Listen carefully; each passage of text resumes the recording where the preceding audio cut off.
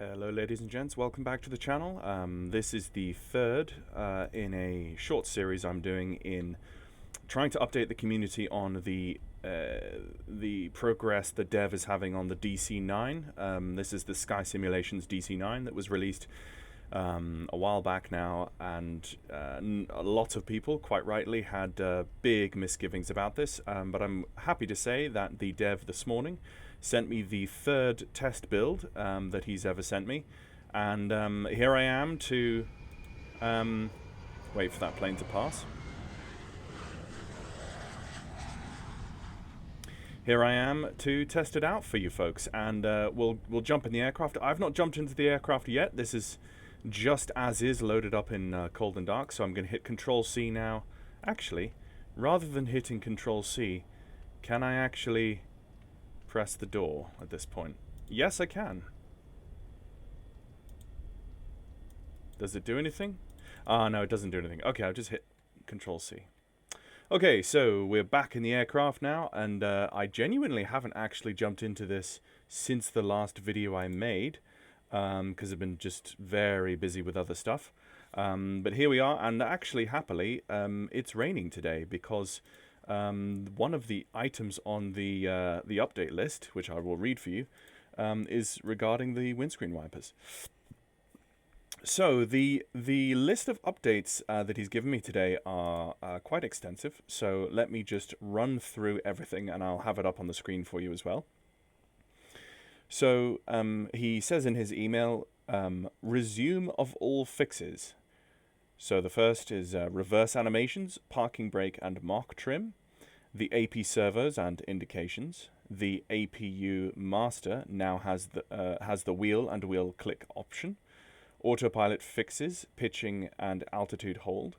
General tuning of the autopilot, tuning along with the engines. Thrust reverser animations. Fixed engine spool up, in quotes. Mouse cursors fixed. I never had an issue there, I don't think. The DC-9-10 Vortillen missing, which we saw last time. The switches were also placed in the off position to avoid having to reset. The taxi lights now have 3 positions. Fixed strobe lights. White aft navigation lights added. The cabin windows were activated. And here's a new one. Fuel management to avoid fuel exhaustion. By using center boost pumps after running out of fuel, if there are any of the left or right pumps, forward or aft, the system will continue to use fuel from those tanks, preventing the engines from shutting down.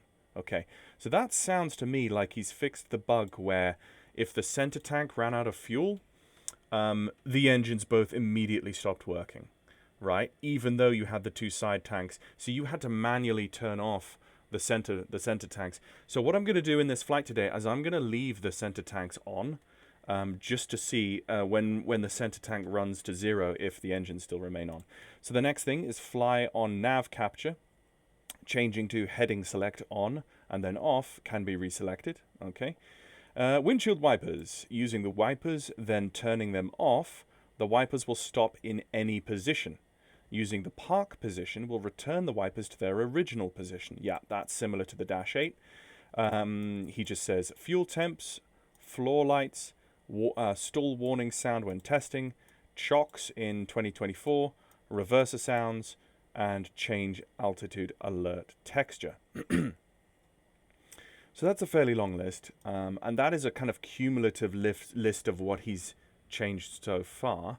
And now he gives me a number of notes here, which I think are important to read out. The first one, EPR rating does not correspond to the performance of the model. The ratings in EPR-RAT, as its name indicates, MTC, maximum continuous thrust, MCL, maximum climb, etc., these numbers correspond to the maximum possible thrust to be applied to extend or protect the life of the engines. At least that was the idea. Let's remember that there are factors such as speed restrictions, weight, atmospheric factors, etc. that affect the expected performance. Okay. The next one is TOWS will sound on takeoff run. The TWS sounds when the spoilers are deployed, and this happens when there is a crosswind. When applying ailerons to correct or maintain heading, spoilers will be deployed, and this activates the takeoff configuration alarms. We will see if we can do something to minimize the possibility that the alarm will sound. Okay? Next one. Altitude hold indicator lights. The altitude hold light just corresponds to the flight director, not directly to autopilot. That is, this mode only tells the flight director to indicate pitch to maintain altitude. And the next one, the vertical speed wheel/mode. The autopilot will attempt to maintain the commanded vertical speed and not directly the altitude. We must remember that there are some factors that affects this: current thrust, wind, streams, etc. And then final point, capturing VOR, capturing VOR or localizer. The procedure capturing using heading hold or turn knob, the angle of intercept is optimal between 20 and 60 degrees. Beyond that, it is probably to be overshot. Okay.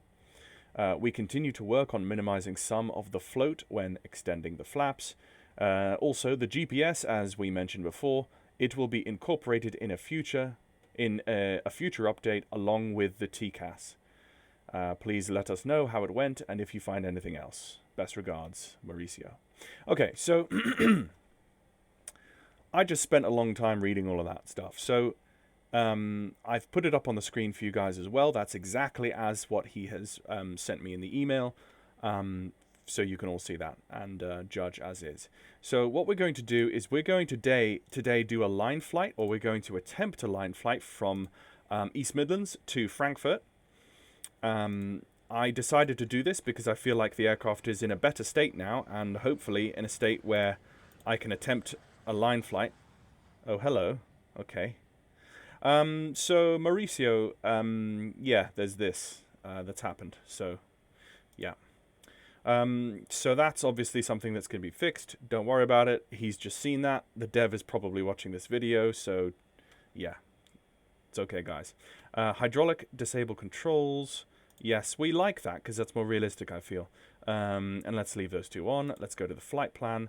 Now, I've not loaded in a flight plan because a Debrief flight plan is kind of redundant for this aircraft at this point because we don't have an accurate Debrief profile for this aircraft. So until we get that, I'm just going to be going off a little nav map and then just filling the fuel tanks as I feel is needed. So let's hit full. When I hit full, what does that do? Okay, update. Okay, that should have updated the aircraft. Now, takeoff weight is max. Okay, that's max takeoff weight. That's fine. Now, I never quite found out how to correctly set trim for takeoff. But we'll see what we can do.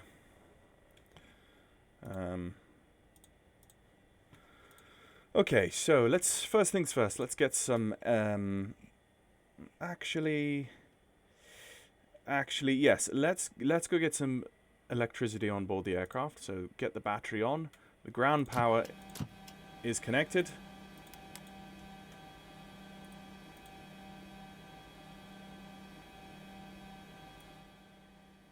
And I'm going to immediately turn that down, just because that's horrendously loud. Now, I'm going to pull up the checklists because I'm going to try and run through them as best as I possibly can. There might be a few things on the checklists that I miss because I don't understand where they are in the aircraft or something like that, and I don't want this video to go on terribly long. But what I will do is I will create chapters on the YouTube video, so you can scroll backwards and forwards through the video to the points that you want to make a specific review of and see what's updated, and I will do my best to set that up for you so that you don't feel like you're scrubbing through trying to find what you want You can come back to the video and review bits and pieces that you want. Okay, I'm just going through some basic stuff. Track IR is a bit glitchy these days, so sometimes it stops working. But we'll see what we can do. So emergency lights, we've got the seatbelts on. The pitot, pitot heat selector. Thank you for those in the chat who basically underlined to me where that was, and I thought this was just a way to view the electrical current through the different places, like in the DC-6, I think, but maybe I'm wrong in the DC-6, and that's the way it's done in the DC-6 as well. I'm not sure. Okay, so what is the outside air temperature? Do we have that within... I am not 100% sure where that is now in the DC-9, because I've been flying all sorts of other things recently, and it just messes up your flaps. We'll just, you know what, it's pretty cold. It's actually pretty cold in England right now, so we're going to whack on the window heat. Ice protection, we will do that later on. Let's get the center fuel pumps on. Let's get the APU up and running now. Let's hold it. Once it goes up above 10%, like so, and release. And the APU should be coming online.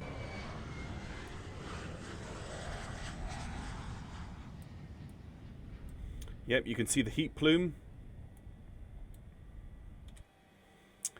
Okay, once the APU comes online, we will move over to the APU. And we have a bit more fuel on board today than we had before. There's the APU. Let's get that on board. And let's turn off the... And let's just reset those. Okay, so APU is on. Let's turn on the APU air. And that's ready to roll. A couple of other things. Let's get the RAM air. Let's get the Venturi on. Let's get the yaw damper on. Anti-skid, let's arm that. It's everything I feel I need right now. And then the... Let's just sync the altimeter. Let's give ourselves... we're going to go up to flight level 310 today. But the initial altitude I'm going to give myself on departure is 8,000 feet. So we're not rolling with ATC or traffic or anything today apart from just us in an offline configuration, so that we can focus all of our attention upon this. So, the cockpit preparation. Let's go. Logbook checked. Circuit breakers checked. Circuit breakers are not active anyway, so that's just a gear handle. Checked down. Where is my... Yep, gear handle is checked down. Pneumatic crossfeed. Yes, that needs to be opened. Like so. Battery switch, we turn that on. Fire test, I'm not going to bother. Electrical power, checked. Emergency power, checked and off.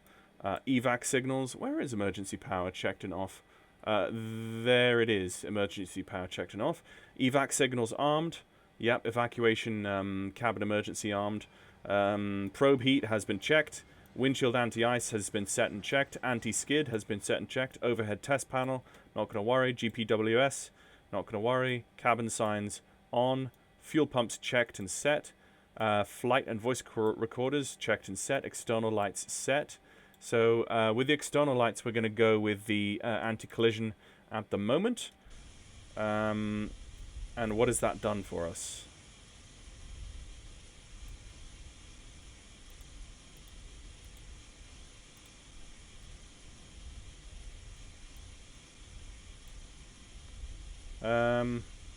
I don't really...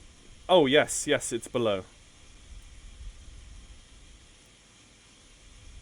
There's not... The one on the top isn't flash. Oh, no, it is. The one on the top is rotating as well. I can see it physically rotating. I'm not seeing any light plume from the beacon, though. Maybe if we could add that on the top. But I do see that on the bottom. That's fine. Okay, next thing, air conditioning, set. Yeah, we're not going to touch that until we've got the engines on. Pressurization, set. Yeah, so the pressurization, we're going to go up to 3.1 today. So the cabin climb rate, we can go up to, let's just put that up to 10. I don't really know what that is. Airplane altitude is going to be, let's just set this to 31,000. I've not really used this before, obviously, because I've not really gone up this high. I've not felt that the aircraft is in a state where I should even attempt a full line flight, but here we are. We are testing new things today. So, airplane at max differential 1,000 feet, cabin alt set 1,000 feet. Okay, so there's 310, and we'll just leave that at 10. I don't really know what that's meant to be. How high does that go? 30? I don't really know what 30 means. Does that mean it climbs at 3,000 feet per minute?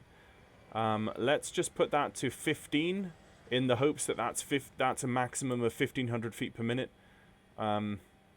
Yeah. So we'll monitor that gauge as well. Right, so air conditioning auto shut-off arm. Where is that? I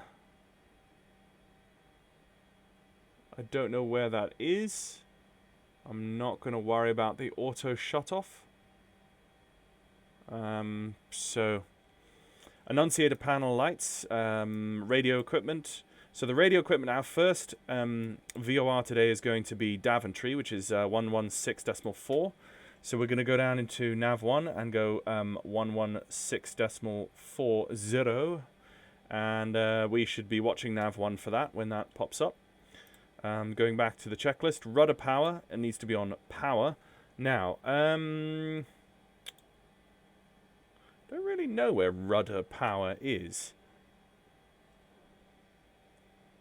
but I'm assuming it's on because I've never had an issue with it before. I'm looking up in here because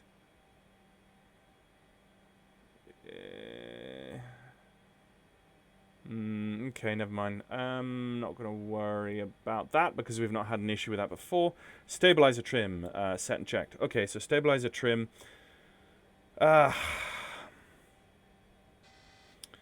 Yeah, so stabilizer trim.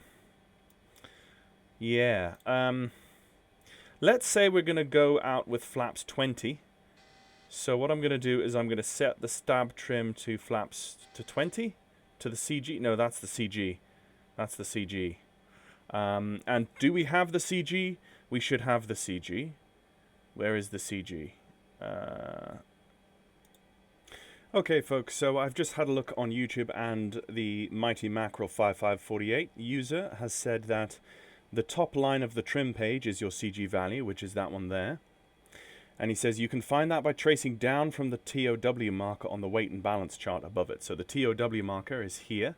If I trace down from there, I'm roughly 15, 16, 17. I'm about 17 and a half. So I'm going to go for 17. And flaps 10, did I say flaps 10, is 4.8. Oh, sorry, 4.9. So I'm going to put 4.9, which is about there on the trim wheel. So thank you for that user for submitting that information. And let's continue with the checklist. So let's go back to the checklist.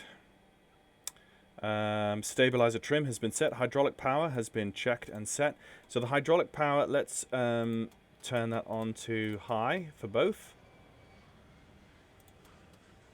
And we'll turn the auxiliary on as well.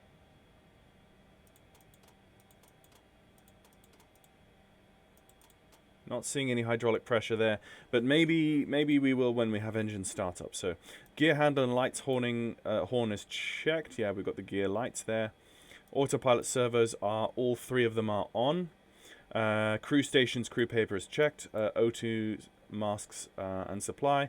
Takeoff warning has been checked. Parking brakes is parked and checked. Horizons and compasses checked. So the horizons are all looking good. Altimeter has been set. Stabilizer trim tabs have been set. Aircraft log maintenance released. Fuel, oil, and hydraulic quantities checked. APU is on and checked. Stabilizer checked and set. Takeoff data has been checked. EPR bugs. Right, so the EPR bugs, if I move in and just pause track IR here, there's three different modes. So let's go and have a look at the V-speeds table. For the V-speed of the DC-9-10, we want to have... okay, actually, what is our takeoff weight? Our takeoff weight is 92,000, so we're right up on the limit. So let's go to 92,000. Well, 94,000 is the highest I see, but let's go 90,000 and then let's go 90,000 and just tweak it. So V1 is 141, VR is 146, V2 is 150. So I'm going to say I'm going to go for a conservative number of a V2 speed of 152, and then flat retract 155, and then we'll get the landing rates for when we're arriving. So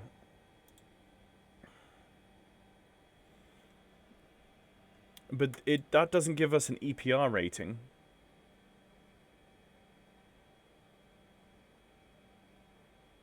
So I don't know about EPR. I'm gonna put 2.0 for the EPR.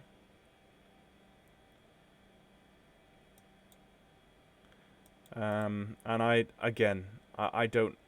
not gonna worry too much about that because that's not my forte. I need to learn that, but I apologize to those who know how to do it and I don't. So departure clearance is received. Okay, before start and departing the gate, galley power needs to be off, which it is. Doors are closed. Hydraulic auxiliary pump is on. It is indeed. Anti-collision light is on. It is. Air conditioning supply switch is off, which they are. So now the after start checklist. So basically now we're going to do a pushback, and let's also set my controls because I still haven't figured out how Microsoft Flight Simulator never saves my controls bindings. I always have to come in here and configure my two Cytec throttle quadrants so that I have correct split throttles. Okay, so that is done. So let's go for a pushback and start up. So let's get this running. Yeah, let's just go GSX. No, let's not worry about that. Conditions. Please stand by for engine start until push completed and brakes set. Okay.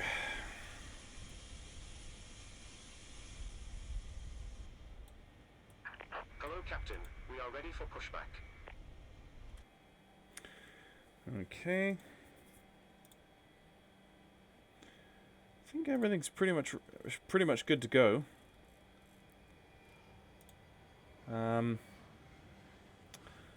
I don't think I've got any other issues at the moment. Let's just get the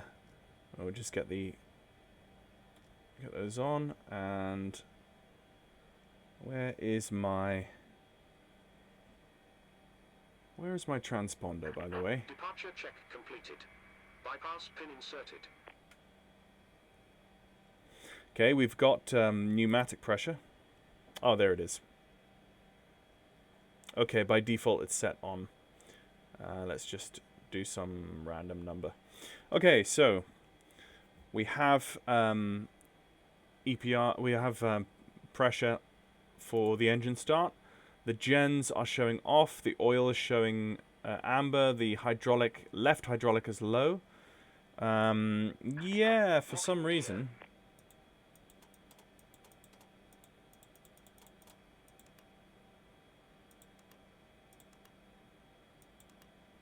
I will monitor that on engine startup. It's a bit weird.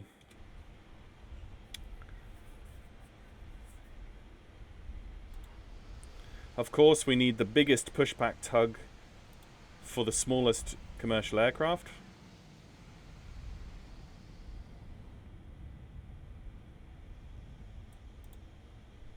But hey, it's flight sim. Okay, we want nose to the right. Release parking brakes. Parking brakes Commencing released. push. Okay. Racing conditions. Please stand by for engine start until push completed and brakes set. Let's go ground continue start, and let's go start pump on. N2 is rising. As N2 comes up to 10%, we will then introduce fuel and ignition. And just start watching for fuel flow. As N1 is rising. And EGT is coming up.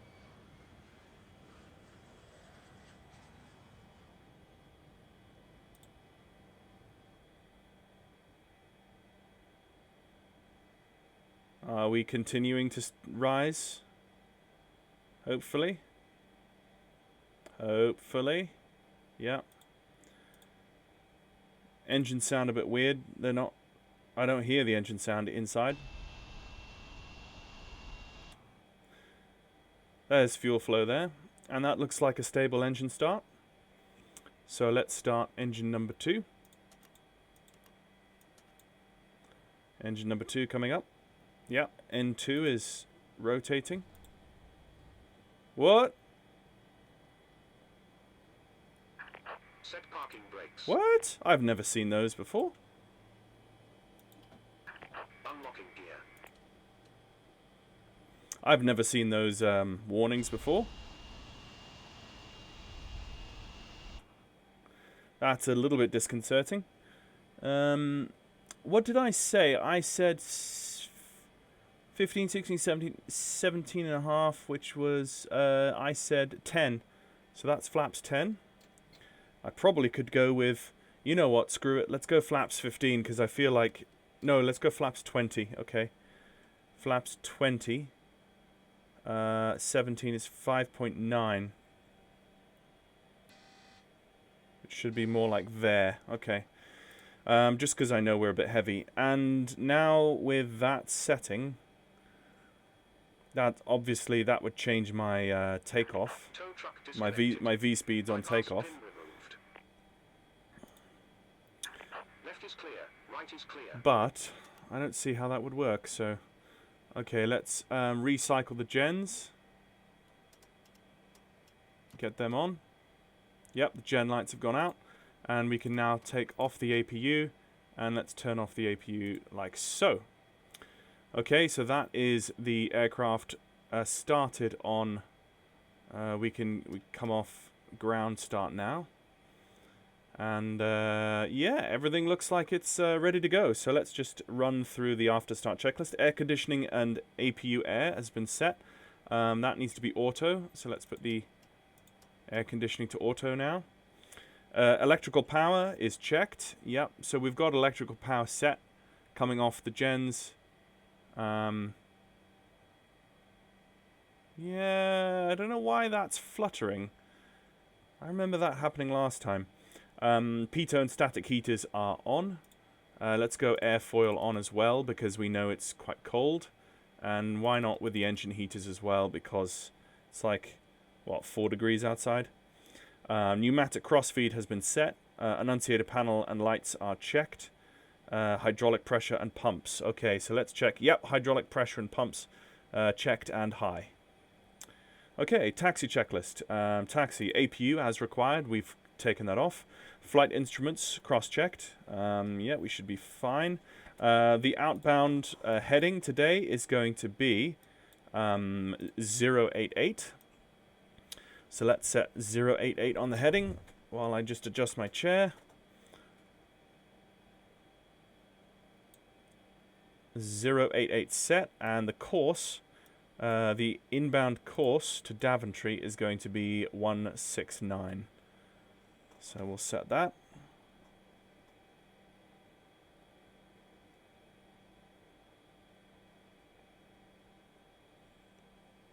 You don't really hear the engine noise in the cockpit. I know I've got Microsoft Flight Simulator noises turned down quite significantly, so I'm not worrying about that too much. So, okay, so that is the flight instrument set. The nav aids and radar have been set. The transponder has been set. The flight controls have been checked.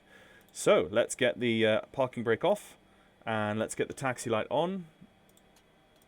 Let's get the taxi light there.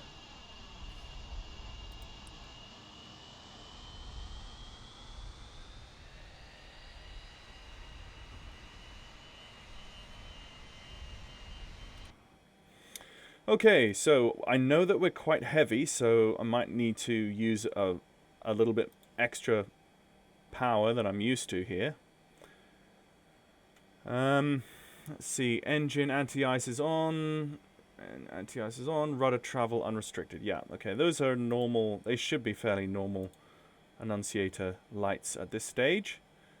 So let's make a move out towards the runway. So I'm just going to make a cut in the video here, and I will be back with you at the threshold, ready for the before takeoff checklist.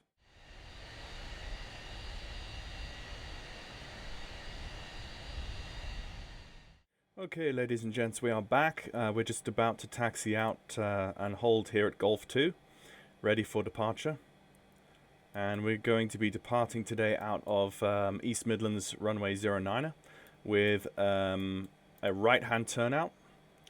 So let's just take a right-hand turn here and pull up the before takeoff checklist and just tap the brakes so that we don't roll across that ILS hold line. I think that's the ILS hold line, and this is just the runway threshold, or the runway hold line. There's always two. There's one for when the ILS Cat 3 is in effect, I think, and there's this one when there's, I think, Cat 1 or Cat 2, something like that. Anyway, not the subject of the video today. Okay, so before takeoff checklist. The takeoff data, we have gone through that. The cabin has been warned. The flight instrument and bugs have been set and checked. The flaps and slats have been set. We're set to flaps 20 today. Yep, flaps 20. The stabilizer trim has been set. The spoilers. Speed brakes have been armed. The packs, as required, we'll leave them on, just to see how we go. The landing lights, let's extend them. And the annunciator lights checked, engine run-up as required. And then the climb checklist is next. One thing before we roll onto the runway, let's just check the night lighting, if that's changed since the last video.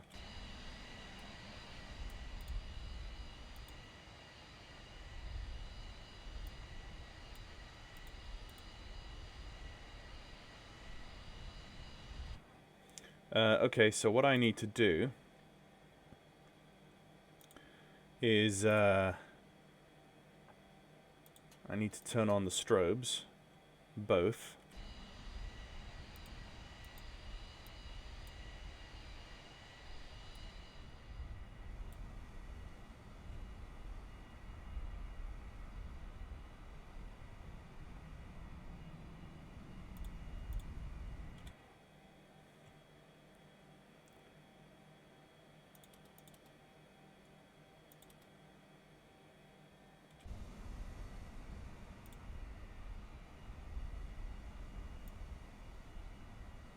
Okay.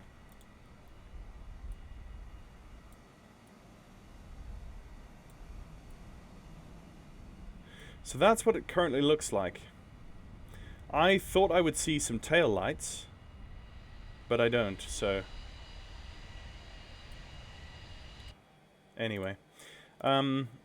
Let's roll onto the runway and take off.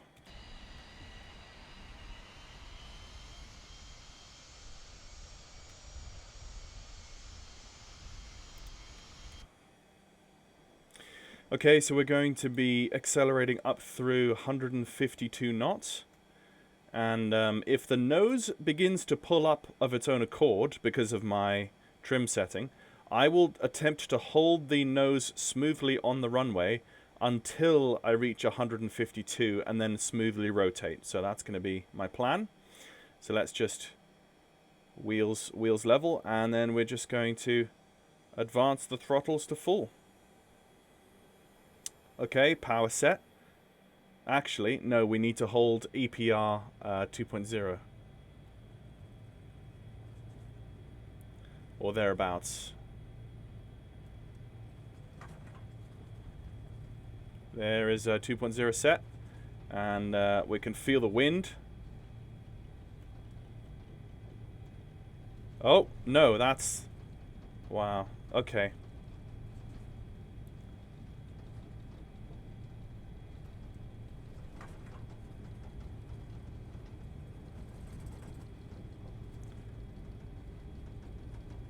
Okay, I'm just gonna let the aircraft naturally nose up now.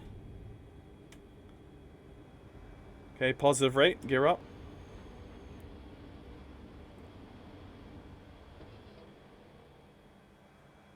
Minimum.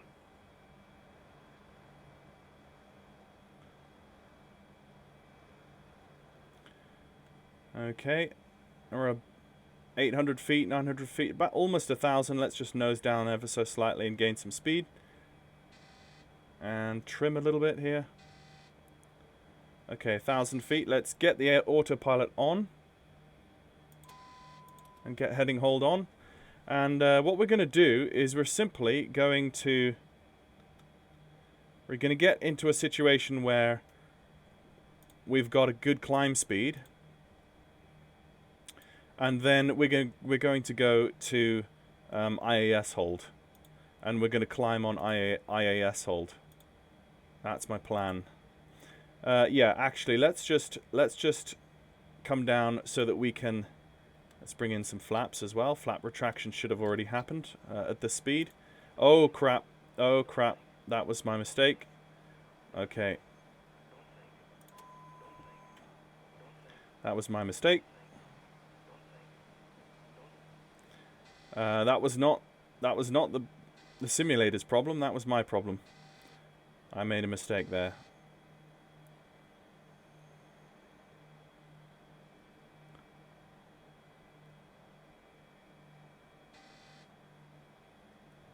Okay, let's get the autopilot back on. Heading hold is on. And let's just go IAS and see what happens. Let's bring the heading hold all the way around now. And let's start to join up that VOR radial. So let's go for a heading of 390. That's not 390. That's 190. I don't know why it says 338. It should... That's completely wrong. I don't know what that heading reference is, but that's not right. Okay, so... Ooh, yes. That's... We've got a bit of turbulence coming through these clouds. Let's see, where is the wind? No, the wind is okay. The wind is okay. Let's get the... actually, before I do anything else, let's get the climb checklist. Landing gear is up and no lights. Landing lights off and retracted. Let's get those off and retracted.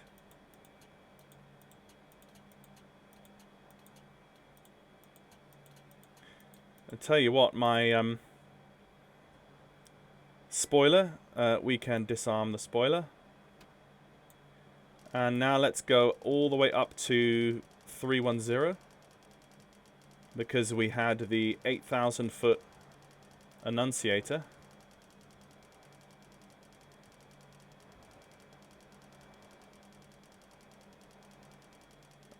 Apologies for those annoying noises.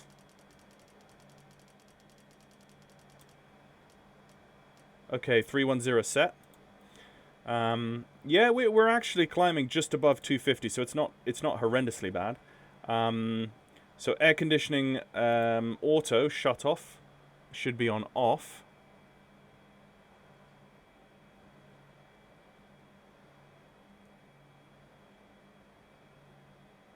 I don't know what that means, but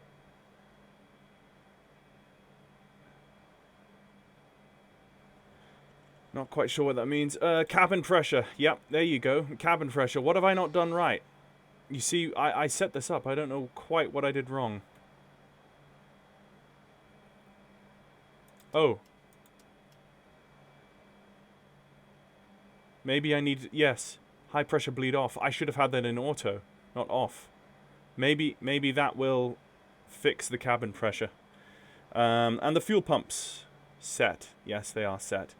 Pressurization and air conditioning checked. So what's that warning light that's come on? Yes, it's the cabin pressure. That's the warning light. I'm not 100% sure how I am supposed to sort out the cabin pressure. Auto, cabin, left duct, right duct, temperature selector. Venturi should be on that now, I think. Yeah, it's the cabin rate. The climb rate. The cabin is not rising. Airplane altitude, pressure, cabin rate. I don't know what this cabin pressure controller. I don't know what this. It's just an arbitrary number. And it goes all the way up to 30. And it's not doing anything for the cabin.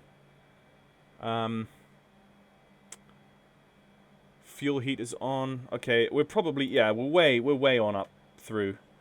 Let's go down to vertical speed now, and let's bring that down to 1,000 feet and accelerate through 250. What is our EPR? Our EPR, let's roll with 1.8 for climb now. So let's just adjust ever so slightly for 1.8. And we're still on heading select, but we could go to VOR loc now. So let's go to VOR loc. And we should have a left-hand turn coming in. Yep, there we go. And we're going to track inbound to Daventry, which at this point isn't far away. It's 20. Oh, that's a DME readout. That's not a heading readout. That's a DME readout. So it's essentially the same. It's 19.4. What is the noise? Uh-oh. That's just the engine noise was. There's a little bit of a discrepancy in my throttles here, but I'm not going to worry too much about that. We seem to be doing okay.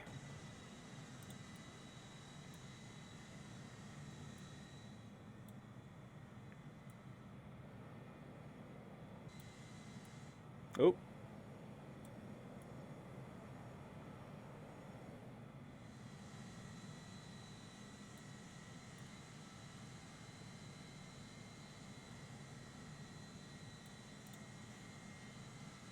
Take a nice little screenshot there. So we seem to be doing okay. Yeah, we're still in the slight turn, 14 point something nautical miles, and then we're going to go inbound to Bovingdon, which is 1375. Now let's try and put that on nav2, 1375. Yep, and we're tracking nav2. We can see nav2. Whether or not we can actually track nav2 is another question entirely. I'm not sure. Let's go back to IAS hold, since we're now pretty fast. And yep, so the aircraft's going to continue to, and for some reason the rating is decreasing.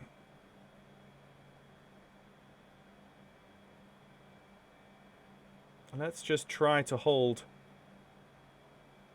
1.8. We've got beautiful speed. That's fine. No problems there. Let me just turn off my space heater in the attic because it's getting quite hot now. Okay, so things are going well. I mean, there was a little bit of a whoopsie-daisy on departure there, and that was my fault. And again, that just comes down to learning the aircraft properly, you know. Now, another thing is since they did the windows, I could probably open the window in flight, but I don't want to try that. Genuinely don't want to try that. So, yeah, we've got a little bit of a headwind. Okay, so 4.5 nautical miles. We're going to track. We're going to track our new course, which is about there. Let's go heading hold, just for the moment. Get heading hold on. We should see the heading hold begin. There we go. And I don't think I can actually do a VOR track of nav2. I can only reference nav2.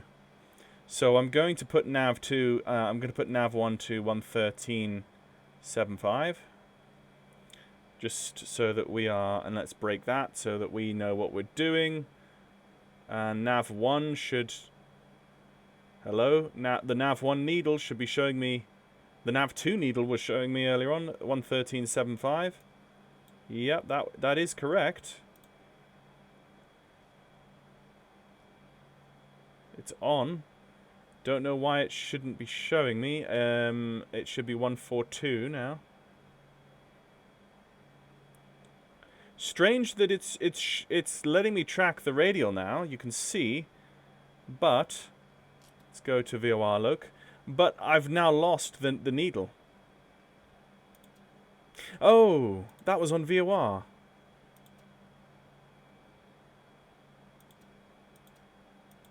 Okay, that's weird. That's weird. It worked before and then it doesn't work now, but there we go. Up through 20,000 feet. We should have had these off a long time ago. But we're just coming up through the cloud layer now, so I guess that could be. Cabin pressure is still an issue. I have no clue what's going on with cabin pressure.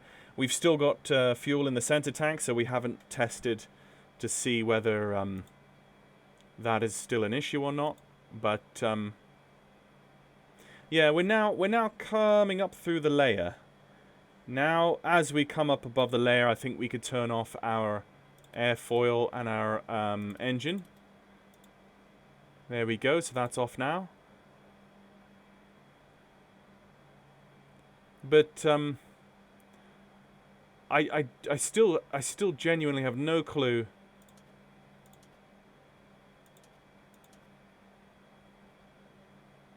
Still have no clue why this isn't working.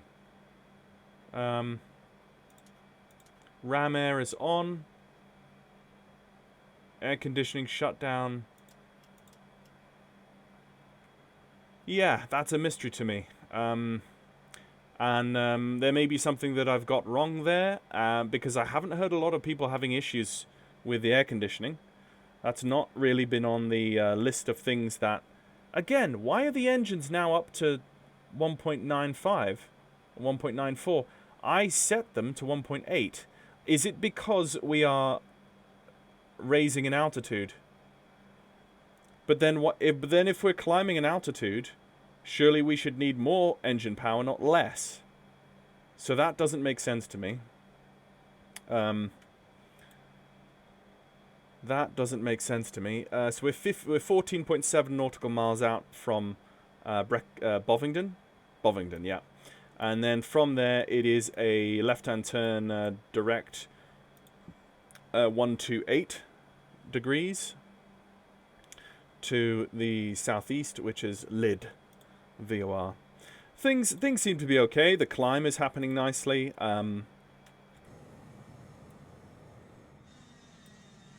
We're going to check if we have contrails. That's another thing we need to check since the last video. So it's a beautiful looking aircraft. It's genuinely beautiful.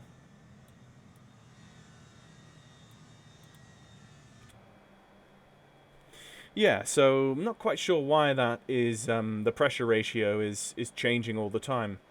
N2 is quite high. N1 is just over, it's about 91%. But I don't know about this pressure ratio. And again, that might just be completely my mistake, and that I'm the one that's making a mistake there, and it's not the sim, and that's not a bug. It's just my level of ignorance at this point. That could be what's happening. What is that little yellow thing in the middle? Oh, that's... Ah, okay, that corresponds with the trim.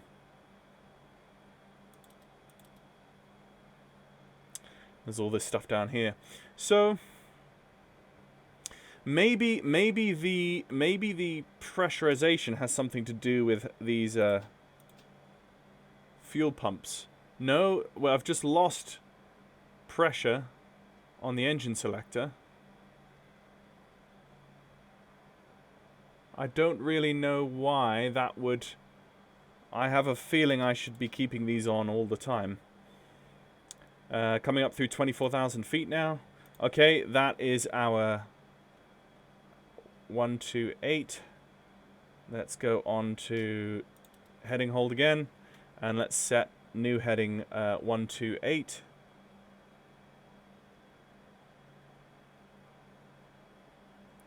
Like so. Whoa, that's a bit of a bank. But, yeah.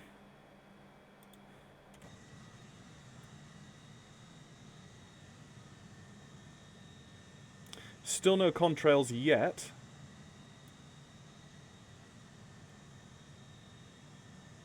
But I'm confident that by the time we hit 30,000 feet, we should be seeing contrails. So, okay, we're going to track nav lock now, as we have that radial.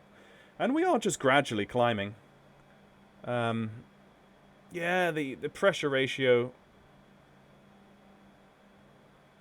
I'm just not 100% on that. I'm going to have to learn that. Let's just have a look at our checklist. So the climb checklist we did. Passing 10,000 feet, ignition as required. Yeah, we've turned that off. I don't quite know why. Ignition as required. Hydraulic pumps can go on low. Okay. And, yeah. External lights as required. Flood engine as required. Passing 18,000 feet. Altimeters need to go on 1013. So let's go do that. 29902. Set. And is that cross-checked? Yes, that is synced. Seatbelts and signs have been set, and that is the climb checklist complete. Beautiful clouds. Like the cloud layers up here. Still no contrails. I have a feeling by now I would have expected contrails. So maybe that's not a thing yet, and that needs to be tweaked. But we'll keep an eye on that. It's still only 25,000 feet, but it was 4 Celsius on the ground, so I would have expected contrails by now at this ambient temperature. But we'll just keep our eyes on that. So 19 nautical miles outbound of Bovingdon. Let's go over now to Lyd, which is 1405. Let's just check that we have that on nav 2 before we lose it on nav 1. 1405.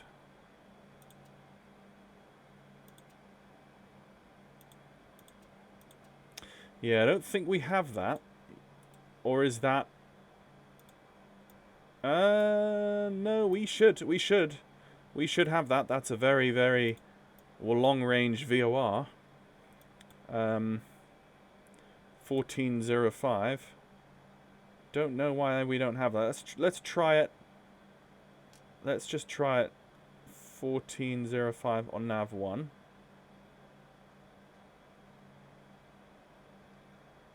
Yes, we do have it.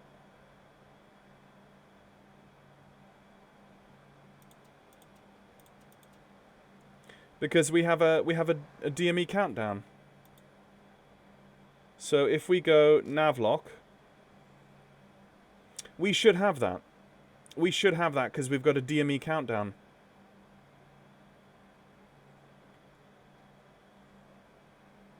To both number 1 and number 2.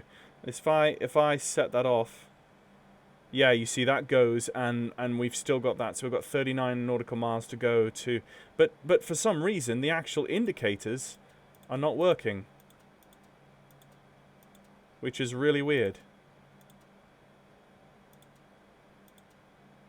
And when I select VOR 1 versus ADF 1, VOR 1 is in the horizontal, while VOR 2 is in the vertical. You see, and ADF 2 is on the horizontal. So I don't quite... I wonder if that's correct or not. I'm not sure. Flight level 260 now. We're climbing at roughly 500 feet per minute. Still no contrails, which is a bit sad. I would have expected to have seen contrails by now.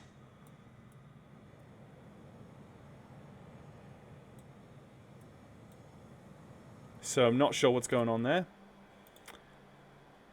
But we are going.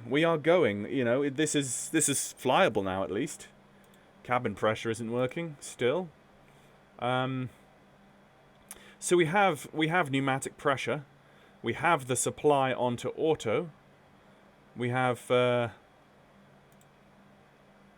this is a manual temperature and cockpit and cabin temperature manuals. The temperature selector, the radio rack Venturi. The Venturi should be, I think Venturi is fine because we've got Venturi pressure from our forward momentum. The cabin temperature. Air conditioning shutoff is on arm.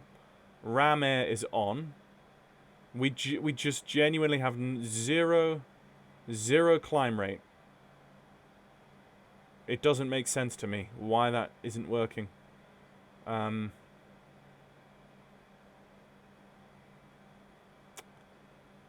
don't know.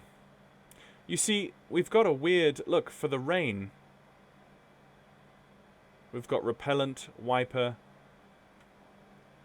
We've got this gauge here, which I don't quite know. I don't quite know what this gauge is doing. It's doing 0. It's actually on 0. So, no, but it's a vertical speed. So, I don't know why it's on 500 feet climb, when. Yeah.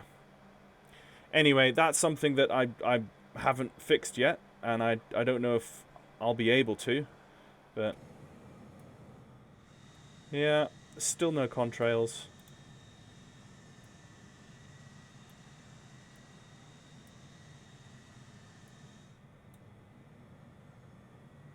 Beautiful aircraft, like I say, it is a beautiful shape. It's just beautiful.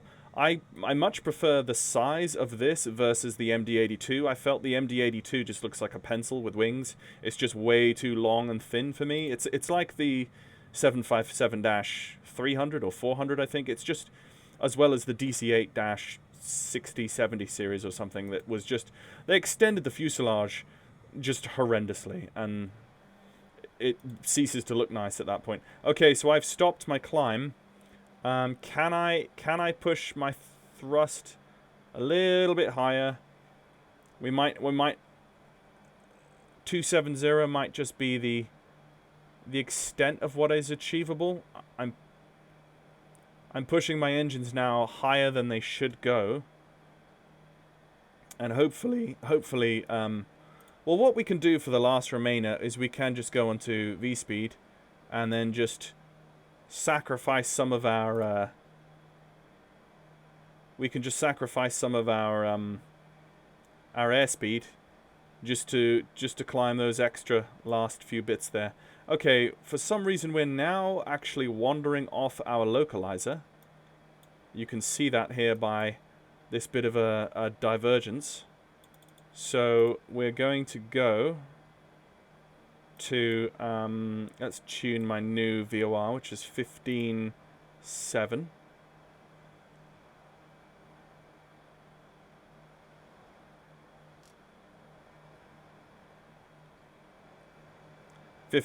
Set. Do we have a VOR yet? No, we don't. Okay, let's just go heading hold until... And let's just...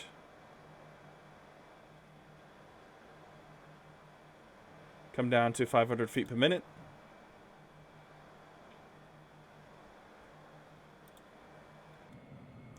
We're getting knocked about a bit. I don't quite know why.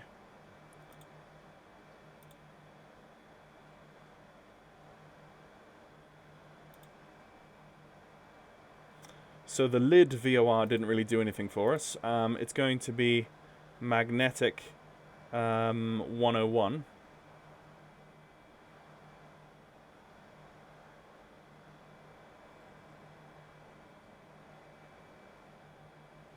And with that turn, we're going to drop altitude slightly.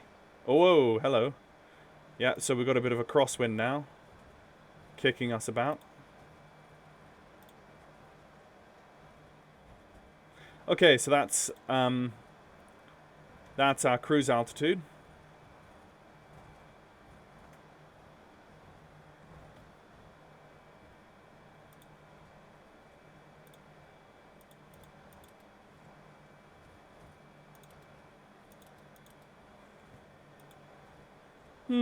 Okay.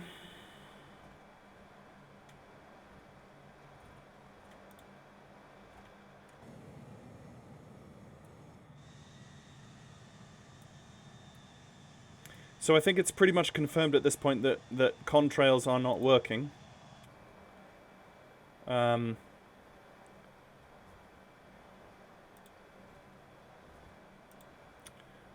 Fuel quantity is still on the downwards. Let's bring our cruise power now down to 1.8.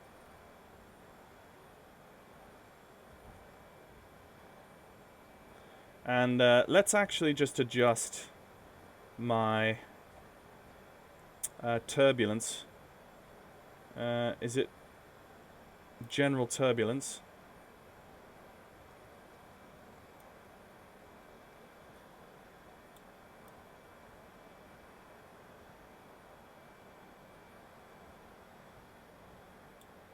That's about it. Okay, so let's just tune 1.8 on both engines.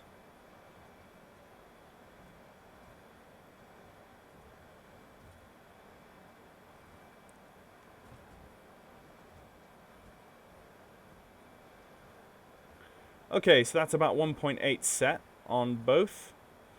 Let's hold that there, and remember what we said. What the developer said about the altitude hold was when you set VSI 0 feet, it's not all of a sudden trying to hold the altitude that is currently there. It's just trying to hold 0 feet. So if you get knocked 50 foot up or down, it's still just going to try and level out and hold 0 feet. It doesn't understand that you're at an altitude, and it doesn't read the altitude and go, oh, you've been knocked 50 foot below the altitude that you want to hold at, if that makes sense. So you will have to, upon occasion, just adjust that to maintain your cruise altitude. Oh, someone used the toilet there. So let's just turn off these lights now. I should have turned those off earlier on. The anti-collision's on. Let's leave those on. So do we have a cruise checklist? No, we don't. We just have a descent. We just have a descent checklist, which is the next one. The pressurization, really, that is the one issue I'm having at the moment. Apart from that, I think everything is good. I think I need to turn my microphone input down ever so slightly in OBS. I think I can see that peaking a little bit too high. We're also not getting our next VOR, which is 15.7. I do have a bit of an issue with VORs in my simulator because I've installed like an extra pack. I've installed more historic VORs into the sim that aren't there by default, and so a lot of the VORs that I see on Little Nav Map, actually for some reason I've installed them and I can see them in Little Nav Map, but I can't actually tune them up in the sim, and I have a problem with that with a lot of VORs and NDBs. So I'm not worried too much about that because that is a problem that I have outside of this aircraft. But apart from that, and apart from the cabin pressure issue, you can see we're holding nicely. You can see that we're ever so slightly above our cruise. So you just knock it down by 100 feet per minute, and you just watch that needle come down ever so slightly. And then you knock it back to 0, and Bob's your uncle. So I'm not worried about that. I think if that's realistic, oh, there we go. And as the aircraft gets buffeted around by crosswinds and jet streams and stuff, you would expect that there's a little bit of discrepancy that leaks into that altitude. And you do every now and then just need to go and adjust it again. And if that's the way the autopilot was in the DC-9, then I like it. It looks good. It feels immersive, and that's the way it should be. So I just wonder if there's something I haven't done right with this pressurization, and it keeps niggling me here. DC bus, auto. If there's something I haven't done, overhead console lights, circuit breaker, standby compass, cockpit flood. You see, this is the thing. The air conditioning. I mean, if I turn that off, would that all of a sudden...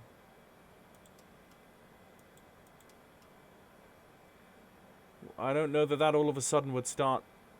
Oh, that's changed. Oh, I see. That's changed because that is the cabin climb. That is cabin climb and descent, 1,000 feet per minute. And it's just not going anywhere. The cabin is still down at 0 feet.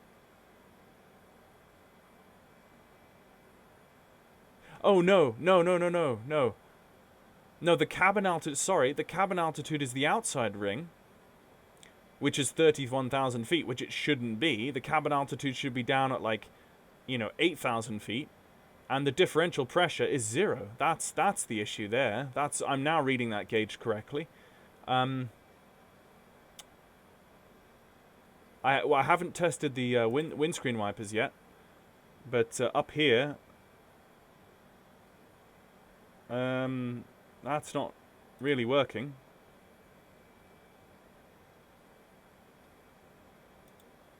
Strange. The windscreen wipers don't work. They were supposed to work, but they're not really working. I don't quite know why.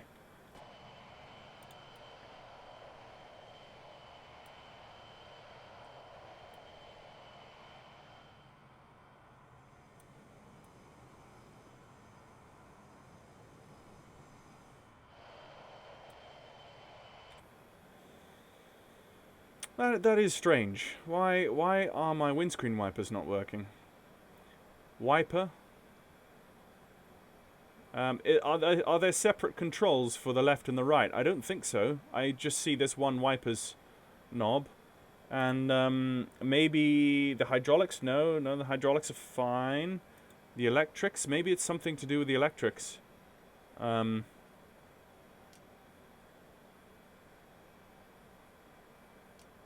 I should have the pitot heat selector on the captain. We're under 2,000 pounds in the center tank, which I do need to watch. What have I got wrong? Anything. We have pneumatic pressure.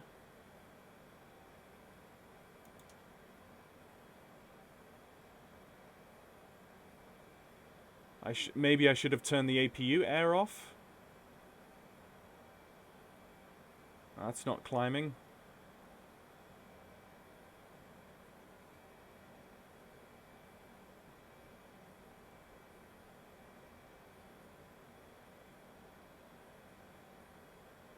Should I turn that on to off and agent arm? Maybe I should turn that to arm. Yeah, windscreen wipers just aren't working.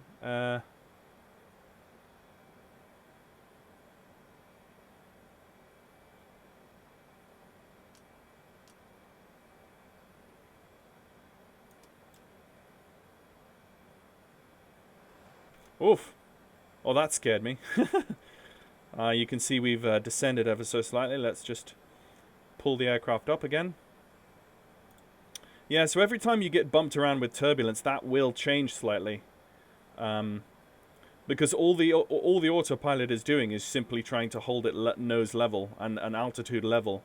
But if it gets bumped off that current altitude, it doesn't know to recapture the altitude, so it hasn't saved in the memory where flight level 310 is.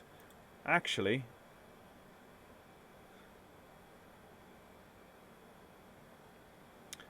this is flight level this is 30,000, not 310, but it doesn't really matter anyway. Doesn't really matter anyway. We're up at a good altitude. We don't have contrail still. Everything is... Oh, hello. Okay, that's the autopilot. Everything is okay except this pressure, this cabin pressure. And I don't know. Maybe in cruise I should go and read up on this. Also, let's go and have a look at the next VOR, which is 15.3. Let's see, do we see that?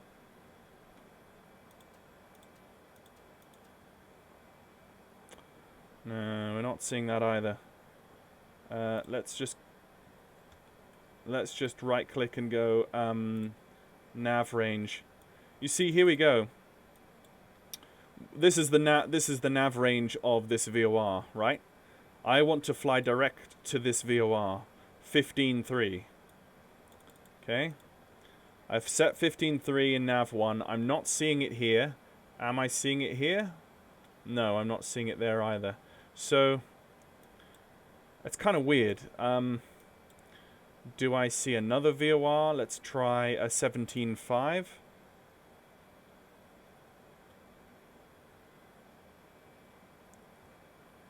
Nope. Not picked up that one either. Yeah, kind of strange. Let's try another VOR. Let's try 14.9.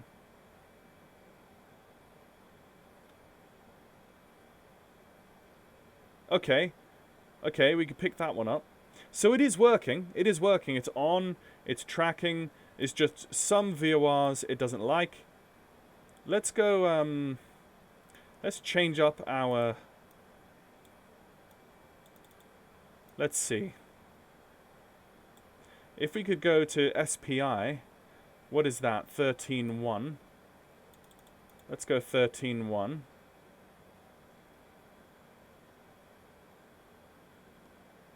Nope, we're not tracking that one. So a number of these VORs just don't work for me. It's kind of weird. What about Tau 13.35? Nope. This is getting to be a bit of an issue here because there's a lot of VORs that just are not working. 14.4. Nope. Wow. Wow, this is weird. Let's just make a bit of a turn and let's just pull up slightly.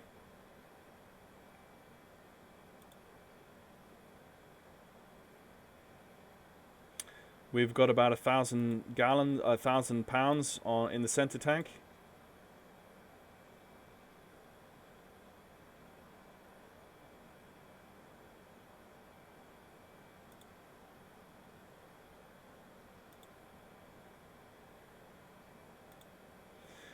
Yeah, so I think what I need to do is I need to learn up on the EPR setting and the thrust setting on takeoff to correctly get my pitch setting right and my V-speeds right so that I can rotate safely without the nose literally wanting to come off the tarmac at 80 knots indicated, because that's the only way I've ever managed to take off so far is incorrectly, really.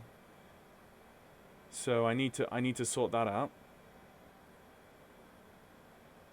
Start pump. Yeah. This cabin pressure. Is the cabin pressure just completely broke for you guys as well? I want to hear in the chat if people have managed to get the cabin altitude to rise and to correctly pressurize. I want to hear specifically from you guys if that is so. And if so, what is it that I'm doing wrong? Because I need to learn what to do.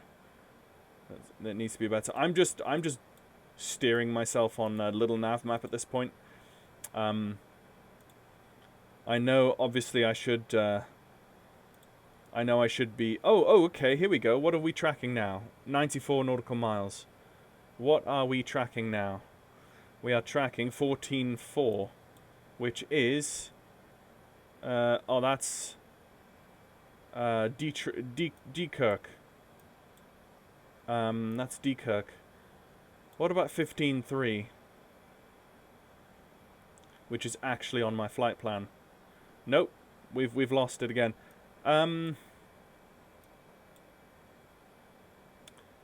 Yes. That's strange. So we did just pick up this here, which was Dekirk, and the range on that is huge, right? Or it should be huge. But yet we only picked it up now, and we only picked it up roughly, what, 100 nautical miles? Yeah, about 100 nautical miles from that point, which makes me wonder if there's a bug where the autopilot or the nav 1 and nav 2 don't see VORs beyond 100 nautical miles. But then I feel like maybe we've seen, if I tune something a bit further away, like 17.5. Do we see 17.5? Nope. Do we see, do we see 13.35? Nope. 15.3? Nope. We're just passing overhead, what are we? We're passing overhead Brussels now. And I want to tune Brussels, which is 15.7. Yeah, we get Brussels, and we get it at a DME of 6.3 nautical miles, and you can see the needle is swinging around as we're just passing it. So that's working, and now we want to be on a magnetic of 105 set from Brussels, but the problem is we didn't see Brussels earlier on, which makes me think, yeah, there we go, it's just gone from to to from. And now, do we find 15.3? Let's put 15.3 in nav 2 and see what happens. 15.3 in nav 2. Do we see nav 2? Hopefully we might pick up nav 2. But the aircraft seems to be holding nicely in cruise. Oh, look, we've got fuel quantity is very low now. We're going to monitor that and see what happens if the engines automatically begin feeding off tank 1 and 3, and tank 2 just remains empty. And then we'll turn the center pumps off once that happens. Hopefully, fingers crossed, we will not have that problem anymore if that's been fixed. We're coming close to the top of the top of descent into Frankfurt. That's where we're going today. 10 nautical miles outbound. Still not picking up. Now, are we 100 nautical miles out from our next VOR? Let me just check. We are currently about 73 nautical miles away from the next VOR, and we're not picking it up. So I wonder if it's just my problem with VORs.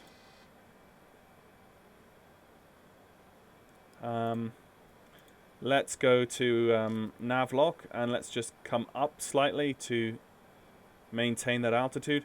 So that is working. That the altitude is working nicely. The thrust seems to be... Yeah, remember I set 1.8. The right engine might need adjusting ever so slightly.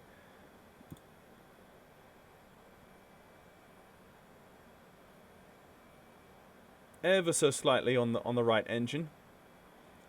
But all in all, that seems to be okay.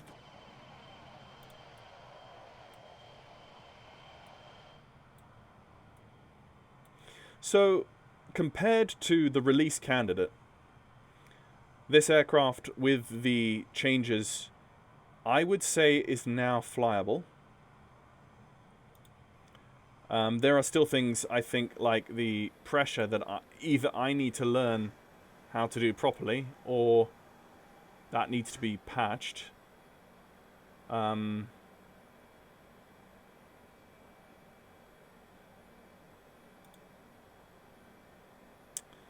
Yeah, I just don't know about that. But is there anything that I've still done wrong? Air data, pitot, random things over here.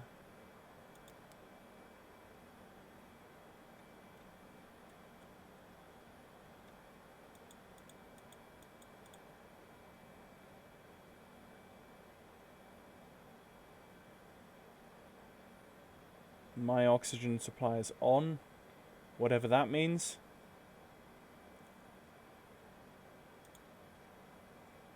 Foldable table. Yeah, so when I can pull up a VOR, it locks onto it and follows it nicely. There's no problems there. We're holding our altitude. We're going through a cloud.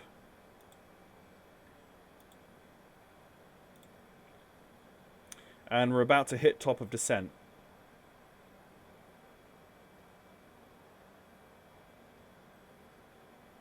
Oh, is that the rudder hydraulics that should have been turned on earlier on? I'm not sure. I'm not going to touch it now, though.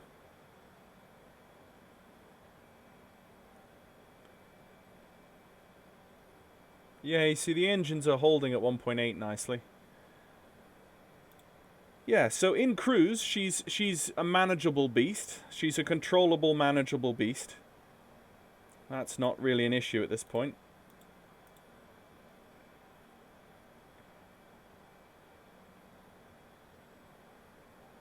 I'm just not picking up my VORs, which isn't making me a very happy bunny. I don't like not having VORs that don't work. So I still need to sort that out myself. But apart from that, it seems to be okay. And track IR, please do not fail me now. I think it's because I'm moving my head upwards. So the fuel in the center tank is practically gone. So if the engines are going to cut out at any point, they're going to cut out now. But what I'm going to do is I'm going to leave the center tank pumps on, and I'm not going to touch that for at least another 5-10 minutes, just to prove that that bug has been fixed, or if it was a bug in the first place. I'm pretty sure that I'm pretty sure that the center fuel is now completely gone. Okay, now let's start thinking about the descent. Let's go to the descent checklist. Ignition is on. I don't really know about... Ignition is...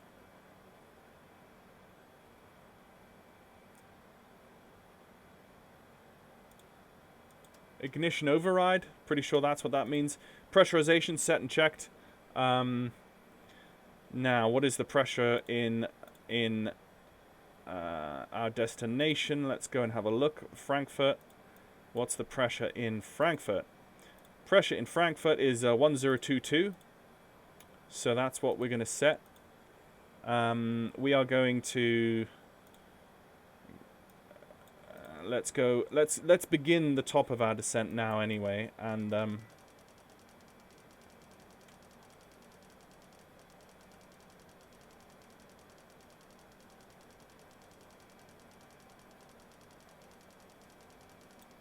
let's go down to 18,000 feet just to begin with. Let's go on to heading hold because we've lost our VOR. So let's go to heading hold, and let's go down by 1,200 feet. And let's bring the power back. So let's continue that down now to, let's say, 3,000 feet. Actually, yeah. Actually, I think 5,000 feet is probably more appropriate. We're going to take our time on this approach. We're going to get this right. EPR bugs need to be set. Now, I don't know what the EPR bugs should be in the descent, so I'm going to ignore that for now. Hydraulic pumps pressure needs to be on high.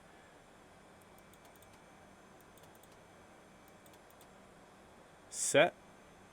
Landing weight data should be prepared.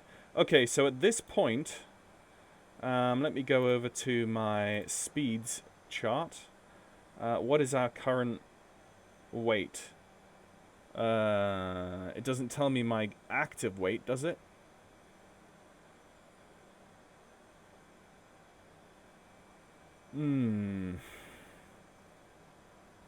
Oh, it does. It says the landing weight. Oh, that's above the max landing weight. That's not good. Okay, yeah, we definitely did something wrong there. We should not have taken off with 92,000. We should have taken off with a max of 90,700, so that our landing weight was no more than 81,700. But I need to pay more attention to that and understand that more thoroughly, because I currently obviously have got that wrong, and I don't quite know what I should. What's the standard there at this point? But let's just move on. So let's just go to the max. Yeah, let's just go 90,000 pounds.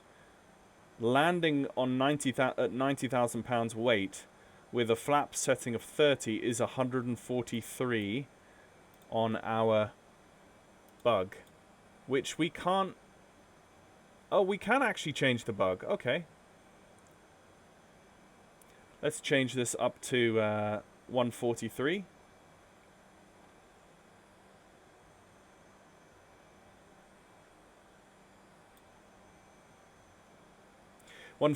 Set. Okay, so that is done. Let's go back to my checklists. And let's go to, so that was the landing weight, that was the hydraulic pumps landing weight data. Engine and airfoil anti-ice as required. So we're coming down through layers of moisture. So I'm going to get these on. I remember last time we did have some very significant icing on the DC-9, which was a bit of an issue, so we have those on, and windshield anti-fog as required is also, which we have turned on. Passing down through 18,000 feet, we would do the altimeters and the exterior lights. So we'll wait for 18,000 at that point. Let's just go and check. We do need to be descending a bit more steeper than this, so let's go 2100 and reduce the throttle even further. Now we need to be tuned into the next VOR, which is 1335. So hopefully this works. Please work, please work. It's not going to work, of course, is it? Okay, let's just go straight heading hold, which is 74. 074 on the heading hold. Let's just go 72 for completeness. Yeah, so I'm not sure why that's not working, because they're both on, and we've proved that they do work, but a lot of the VORs on my screen just are not trackable. Let's go a bit further and see. There's another way. There's Gerdern, which is 10.8. Is that gonna? Nope, that doesn't work. Let's just go back to 1335 for the moment. Yep, oh, that works now. Okay. So, for some reason, it's just not...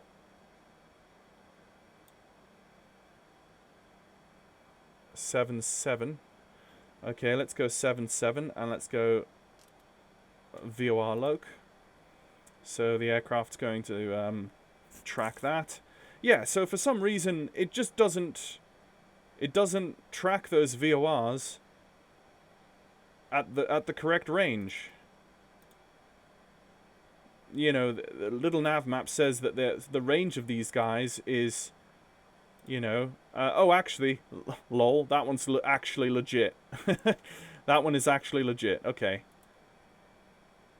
So I've just got weird things going on with my VORs, but that one is actually legit. It picked up I picked it up just as I began that turn, just now. But other VORs are a bit temperamental for me, but that's my mistake and my problem, not this aircraft's, because I have that problem with everything else as well. So coming down through this top layer, let's just look at my vertical profile. I'm a little bit above, but that's fine because we're going to go outbound from the airport and swing back in. Let me just look. Okay, coming down through 19,000. What is the wind? Okay, so the wind is straight out of due north. It's 7 knots from 360. So we're going to come in from the we're going to come in from a 07 runway. So from Tau, we're going to turn due south, and then we're going to go outbound, and then come in for a long approach, a long and hopefully stable approach into our destination. So coming down through 18,000 now, so let's just refresh the QNH, which is still 1022. So let's set 1022. 1022 set and cross-checked. Okay, coming down through 18,000 feet. And 5,000 feet is set on my oral alert. That's fine. Descending nicely at 2,000 feet per minute. 2,100 feet per minute, I should say. And yeah, everything's working. It's all stable. It's configurable. It's controllable. I would have no problem flying this on VATSIM, apart from the cabin pressure and my EPR bugs and my takeoff settings and thrust, which I think is partly something that I need to learn how to do correctly. I question whether there's any issue there at this point that needs to be patched. I feel like that's probably where it should be. It's just me not knowing how to use it properly. So which leaves really the cabin pressure as the last thing that I'm questioning as a bug. Apart from that, and maybe the lights, the external lights, if you guys noticed, I think I have a feeling that the external lights still need some work based off of user feedback. So I'm actually going to write this down on a piece of note paper so that I can review this at the very end again in the debrief when we're on the ground. So let's go to my notebook here, and I go cabin pressure and external lights. I think those are the two main things. I mean, I shouldn't be calling external lights a main thing. I think that's quite an easy fix or an easy tweak if indeed they do need tweaked. And again, I'm not a DC-9 pilot, so those who are DC-9 pilots who commented on my last video, thank you very much for those of you who did. I'd like you to comment again and keep me and the devs accountable with your feedback. So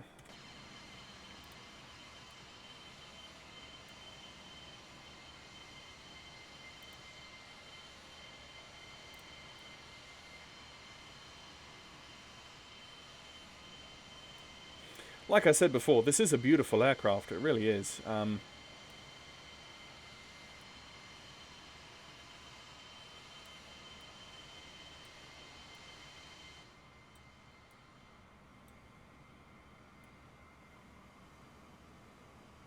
I will be doing a lot of flying in this. I think I genuinely will be doing a lot of flying in this on VATSIM and with Beyond ATC. Because I love old steam gauge analog airliners like this. Super looking forward to the Comet Mark IV that's coming out for Microsoft Flight Simulator 2024 at some point.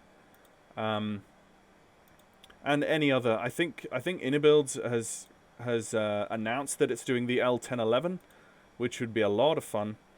Long haul, of course, and along with the A300 coming from Just Flight for 2020. That's down through 10,000 feet, or coming down through 10,000 feet now, so let's get the landing lights on. Let's get the no smoking and fasten seatbelts. And let's start decelerating. So let's come up to, let's say, 700 feet per minute, and just reduce thrust, and begin the deceleration process there. Inbound, 19 nautical miles inbound to our VOR, TAU, which I think is actually Taunus, I think it's called, Taunus VOR. So we're coming inbound that pretty quick, down through 10,000 feet, and if I just pull the power completely idle, we should be decelerating down through 250 knots.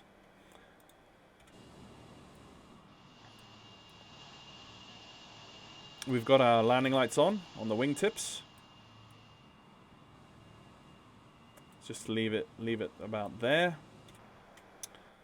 Down through 250 knots now. So let's go to IAS hold, because we are now at 250, and the aircraft is going to begin descending at they're going to begin descending to maintain the aircraft's speed at 250. So we're going to be using IAS in the negative. And if I increase thrust, that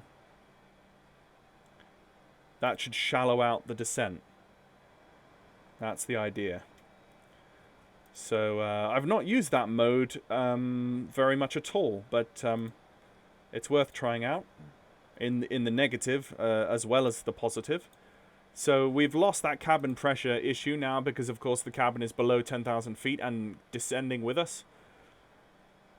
So yeah. Okay, so down through 18,000 feet, altimeters, we set that. Exterior lights we set as required. The before landing checklist is ready for our use once we get on to our approach. So 9.3 nautical miles inbound to Taunus. So we will we'll get ready for a heading change of to 180 after this VOR. Down through 7,000 feet. Actually, we are descending quite quickly, and we're going to hit our 5,000 feet very quickly now. So let's go back to this, and let's just moderate that a little bit, like so. Let's go down to 500 feet per minute, and we're going to go through this layer. Let's just keep the thrust. We could keep it roughly around 250 at this point, but as long as it's not above 250, I'm happy with that. Coming through the clouds now.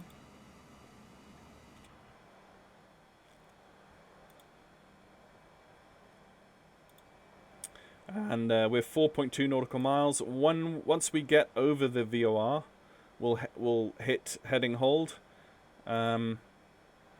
Actually, let's just hit heading hold now. Let's go back to heading, like so. And the aircraft's going to start the turn, and it's going to try to hold a 500 foot per minute descent rate in the turn.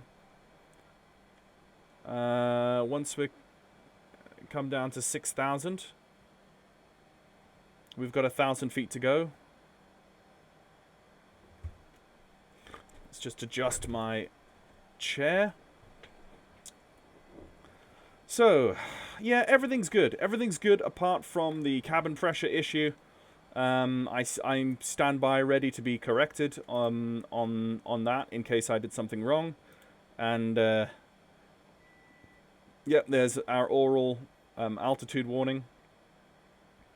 Okay, so we're pretty much set for pretty much set for our approach now. We are on. We're just coming up shy of 180, heading due south. Let's change our runway now. Let's go in on. Let's go central runway, runway 07 center, which is 110.55.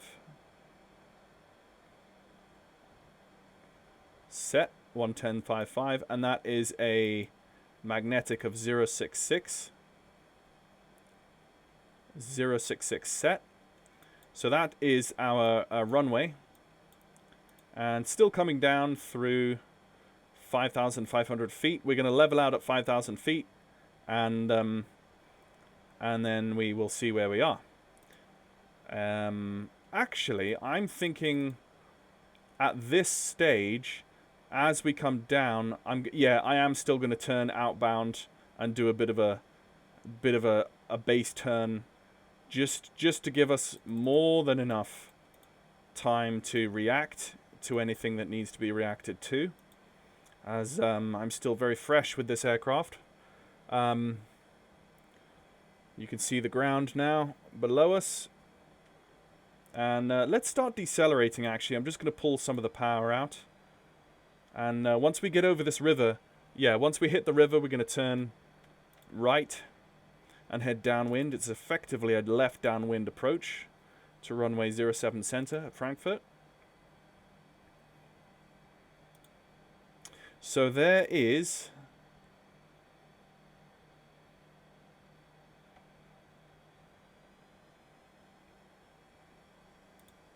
hello? Are we going to level out at any time soon, please? Hello?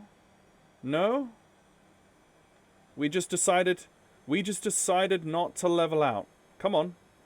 Level out for me. I know you can do it. You've been fine up until now.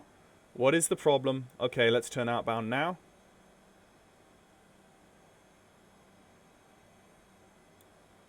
I don't know why we are continuing to descend. This is not good. Come on, up you get. Nope, we've just lost vertical control for some reason. I don't know why. We've just completely missed.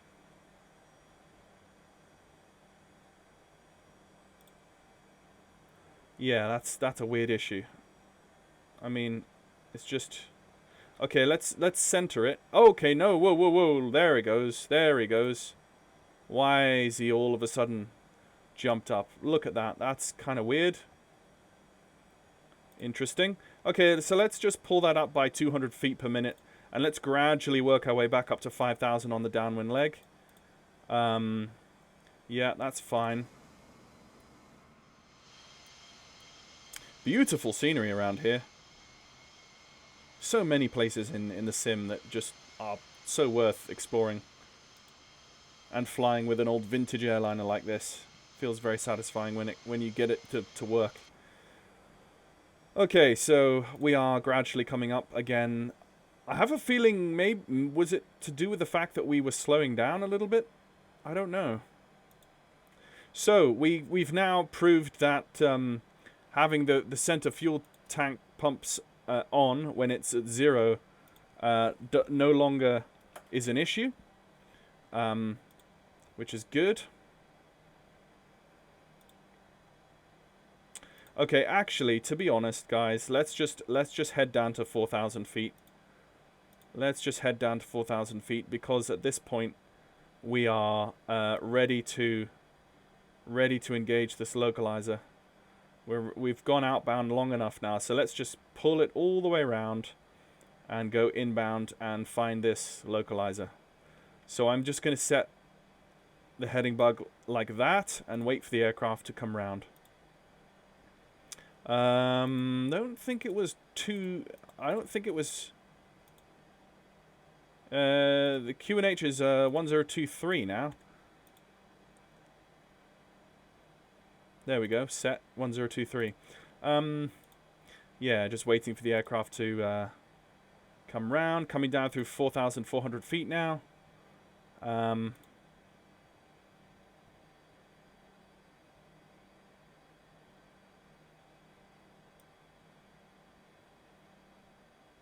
There is the localizer now. So let's attack the localizer. Let's attack the localizer at a very shallow angle, so that it's easy for it to do that. Okay, so we've now correctly hit that, and we are still descending gradually down to 4,000 feet. That's what I want to see. Are we still recording? We are still recording. Good. And just watching that localizer. We could put... actually, let's not put flaps in while on autopilot. There is the localizer. And I can see it now. Let's go ILS. And, yep, that is turning very nicely.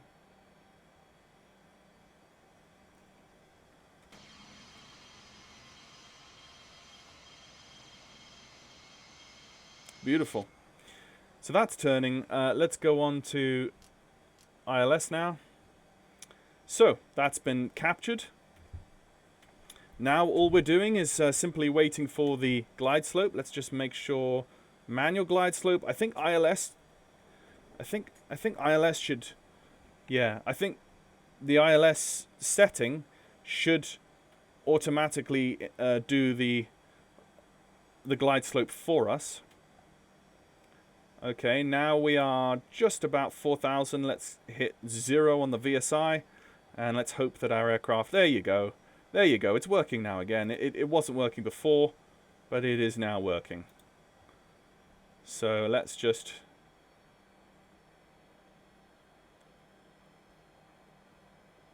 Let's just let it settle down.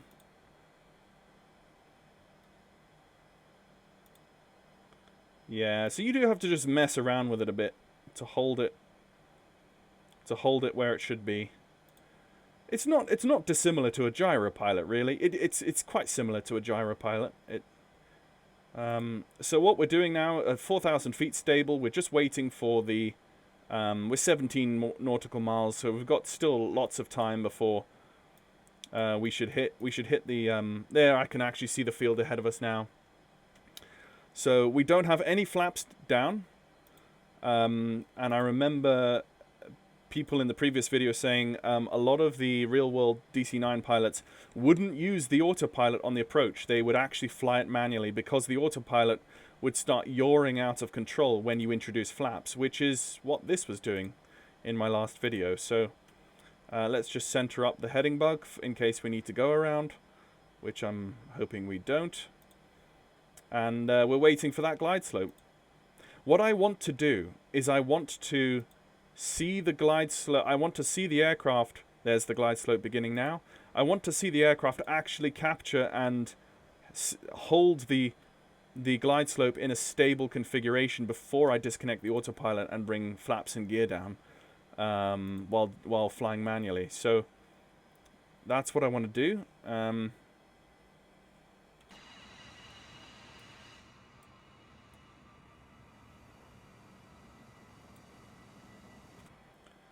There is a half dot now.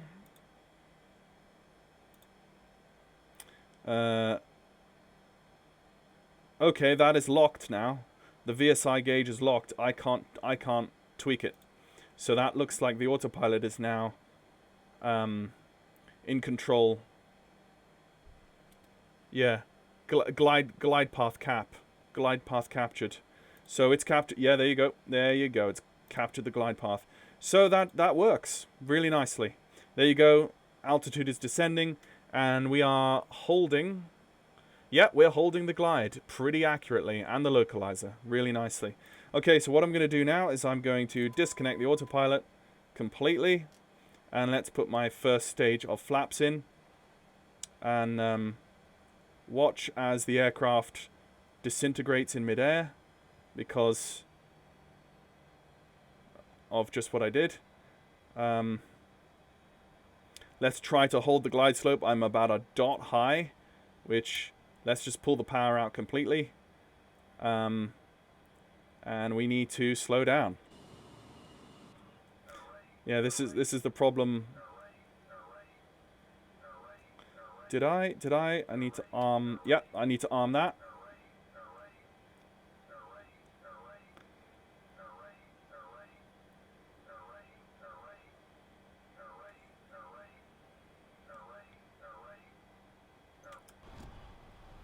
Okay, let's just ignore that.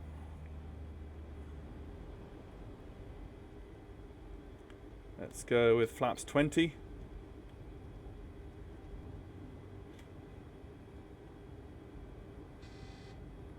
And let's trim. Okay, let's go flaps 30.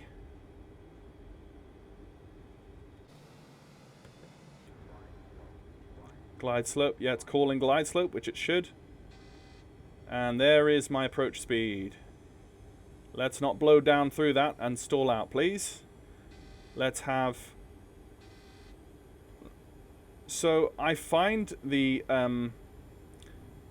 elevator very, very responsive.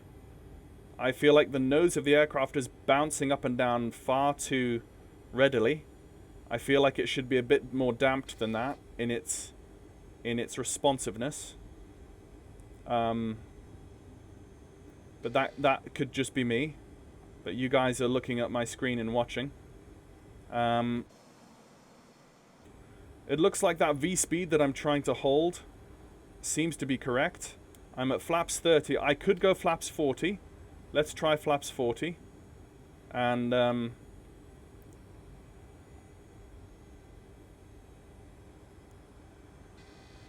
let's just trim again for flaps 40. And things seem to be okay. Yep, I'm way too slow. Let's not get too slow. I've done a pancake stall on short final in the DC-9 already. Let's not do that again.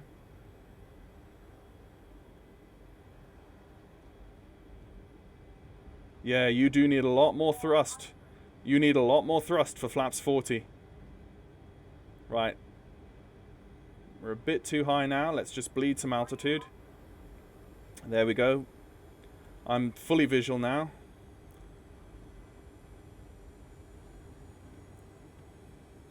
Minimum. Yeah, landing.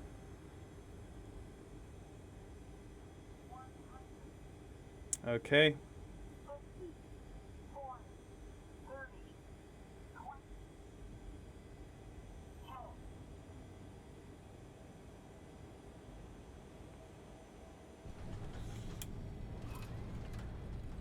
Well done. Smooth landing. Is my nose wheel on the ground yet? Is it on the ground yet? Oh my goodness. Okay, it is. I'm just not used to that sight picture. Clearly. I was pushing my yoke downwards thinking that my nose wheel still was floating in the air. Oh, okay.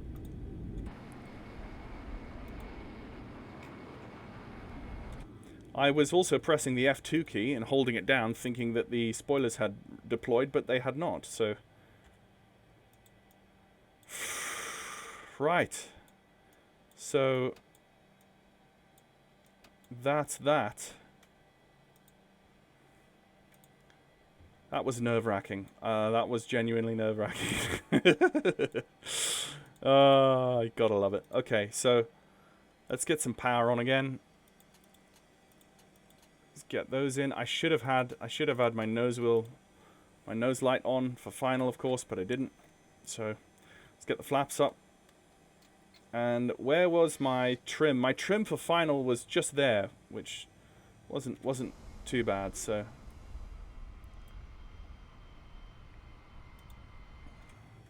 I don't know what my touchdown rate was, but I'll see in the video after the fact.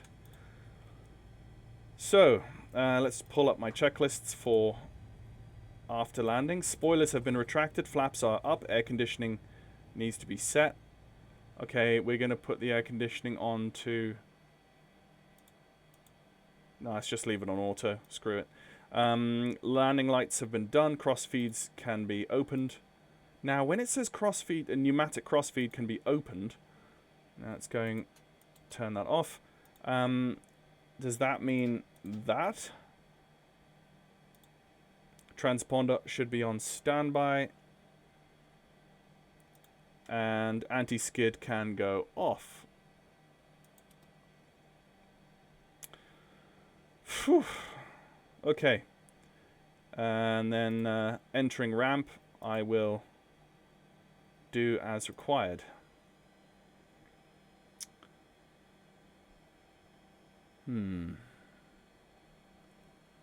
APU foil prot press AB. Airfoil prot press AB. I have no clue what that means.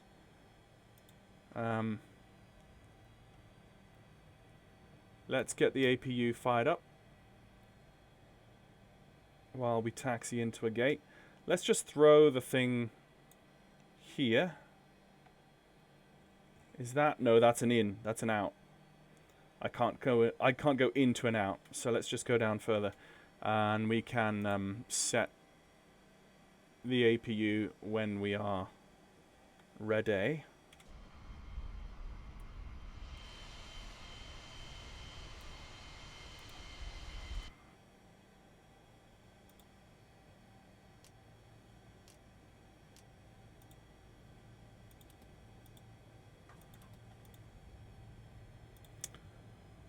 Oh.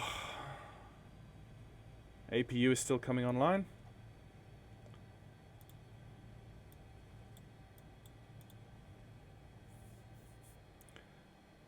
Let's just be careful with our taxi speed here. So that did feel a bit nerve-wracking, I have to be honest. And it's just down to the very manual nature, the very visceral nature of an aircraft like this. There's a lot of things that are not automated that you have to manage and be on top of, or else things go bad very quickly. Radio fan can go off. Or is it that one? Okay. Anti-skids. So the anti-skids are now shining, which makes me think I should keep them on at all times, even though the checklist said to turn them off, but whatevs. All these things are a work in progress, so let's go in and take one of these smaller gates here.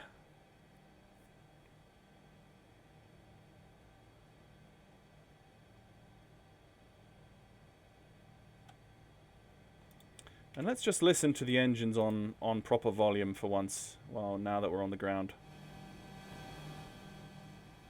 No, that's still horrendously loud, so. A little bit glitchy because, yeah, it's my PC and it's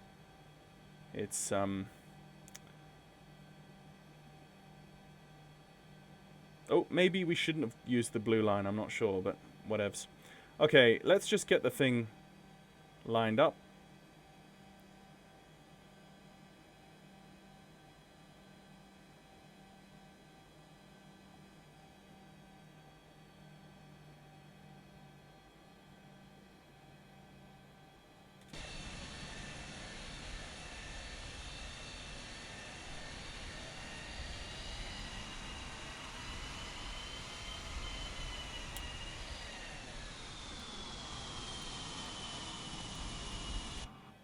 Okay, parking brake on.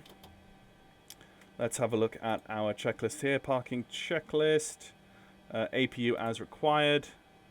Let's turn on the APU now. And let's get the APU air. There we go, you can see that there. And at this point we could just turn the engine off, so let's just... Oh no, sorry.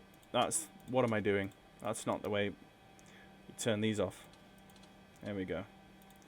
And we can turn off our nose light, and we can turn off our anti-collision light and our wing. And we can turn off these, and we can open the door. Cones, chocks, front stairs. Cargo forward. And why not? Let's get that opened as well. And door left.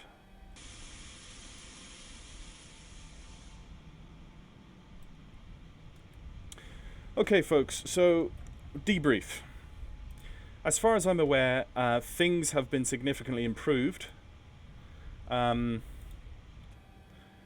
have been significantly improved. The cabin pressure is one of the issues I had, as well as my external lights didn't. I don't know that they looked quite right when I turned it dark, but that could have just been me.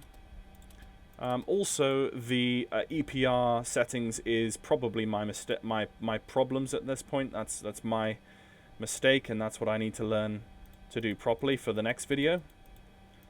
But apart from that, why is the click spot to put this back in? Oh, there it is. Apart from that, everything seems to be okay.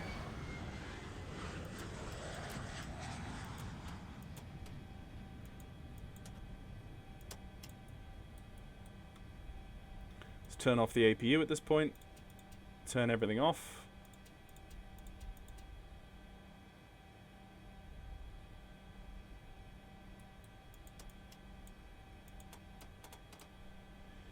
And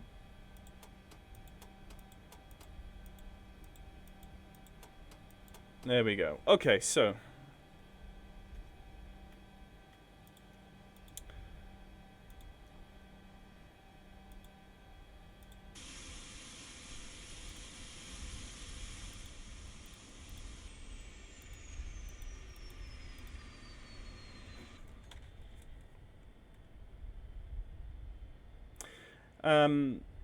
thank you very much, guys, for joining me.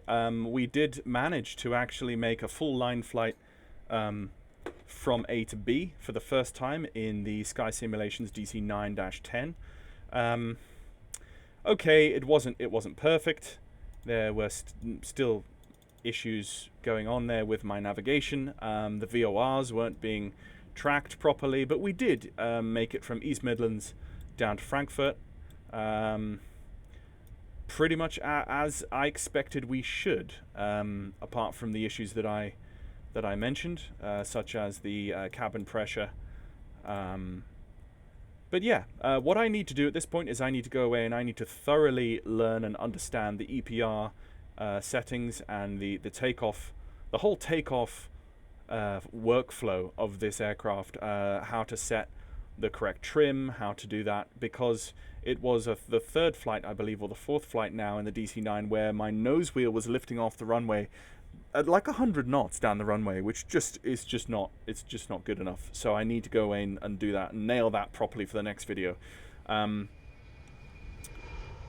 I'm gonna do is just cancel that. So for those of you who saw any other issues, or for those of you who are DC-9 pilots who know flying this aircraft off the back of your hand, if you saw anything that I was doing which was wrong, please point it out. I'd like to learn. And also, if you saw something that was a bug, or things that just should be tweaked a bit more, please feed that back in the chat, because the dev does watch these videos and he wants feedback as well. I have a feeling this build is probably one of the final builds before he releases the official patch to this aircraft. So for those of you who see anything or have any last comments, please throw them in the chat, and we'll have the dev hopefully see them and act upon them before the first patch goes live. That being said, there are more patches after this patch goes live. There will be a sound patch where he said that he will be working on refining all of the sound set of the aircraft, which is needed, and also that at some point there will be a GPS added with TCAS and that sort of thing as well. So I feel like we're in the very early stages with this build of being able to actually fly it on Beyond ATC and maybe even VATSIM. We'll just see how we go. I still have a lot of learning to do on this aircraft.